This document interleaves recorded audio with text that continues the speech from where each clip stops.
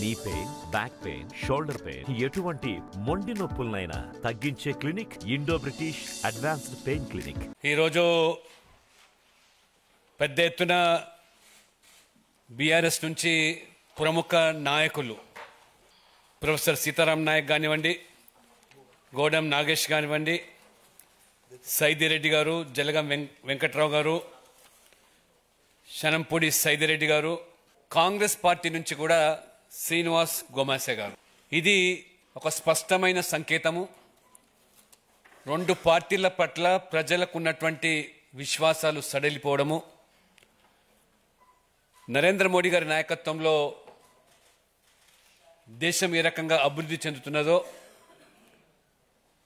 వచ్చే పార్లమెంట్ ఎన్నికల్లో స్వతహాగా బీజేపీ 370 సీట్లు, ఎన్డీఏ 400 సీట్లు సాధిస్తామని చెప్పడం ఉన్నదో, దానికి అనుగుణంగానే వలసలు అన్ని పార్టీల నుంచి ఏ రకంగా ఇవాళ మోదీ నాయకత్వం కింద ఈ దేశం యొక్క సమగ్ర అభివృద్ధికి మేము సైతం అని చెప్పి ముందుకొచ్చిన వీళ్ళందరినీ కూడా స్వాగతిస్తూ, తెలంగాణలో ఖచ్చితంగా బీజేపీ పాగా వేయబోతున్న దానికి ఇది ఒక తార్కాణం.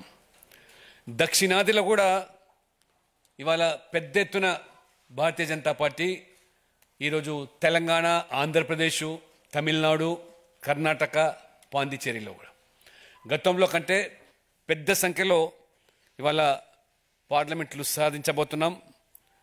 ఈరోజు బీఆర్ఎస్ క్రమేణా ఇది ఖాళీ అవుతున్నది, కాంగ్రెస్ ఖతం కాబోతున్నది. ఒకటి వెలిగే పార్టీ బీజేపీ మాత్రమే. కాబట్టి దేశవ్యాప్తంగా కూడా కాంగ్రెస్ పట్ల ప్రజలకు వారి యొక్క కుటుంబ పాలన, వారి అవినీతి పాలన, వారు సంతుష్టికర బుజ్జగింపు రాజకీయాలు విసిగిపోయి ఇవాళ మార్పు కోరుకుంటున్నారు. 23 సంవత్సరాలుగా నరేంద్ర మోడీ గారు గుజరాత్ ముఖ్యమంత్రిగా 3 పర్యాయాలు, 2 పర్యాయాలు ప్రధానమంత్రిగా చిన్నపాటి మరక లేకుండా, మచ్చ లేకుండా, ఆరోపణ లేకుండా ఈ దేశమే నా కుటుంబం అని చెప్పి భావించి ఈ దేశ ప్రజల కోసం వారు ఇవాళ పాటుపడుతూ ఉంటే, ఈ ప్రాంతీయ పార్టీలు, అది కేసీఆర్ అయినా లేదా లల్లు ప్రసాద్ అయినా, ములాయం సింగ్ యాదవ్ అయినా, వాళ్ళ బిడ్డల భవిష్యత్తు కోసం. కాంగ్రెస్ పార్టీ ఎవరి కోసం అంటే సోనియా గాంధీ, రాహుల్ గాంధీని ప్రధానమంత్రి చేయాలని. కేసీఆర్ ఎవరి కోసం అంటే కేటీఆర్ను ముఖ్యమంత్రి చేయాలని.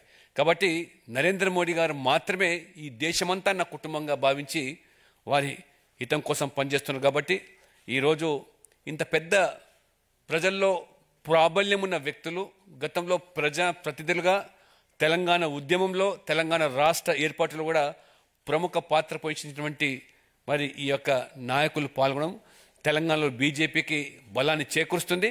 ఖచ్చితంగా ఈ పార్లమెంటు ఎన్నికల తర్వాత తెలంగాణలో కూడా డబుల్ ఇంజన్ సర్కార్కు మార్గం సుగమం అవుతుంది. అంతర ప్రక్రియ పెద్ద ఎత్తున కూడా భవిష్యత్తులో సమీప మరిన్ని వీడియోస్ కోసం ఛానల్ ని సబ్స్క్రైబ్ చేయండి, లేటెస్ట్ అప్డేట్స్ కోసం వాట్సాప్ ఛానల్ ని ఫాలో చేయండి, అండ్ లింక్ డిస్క్రిప్షన్ లో ఉంది.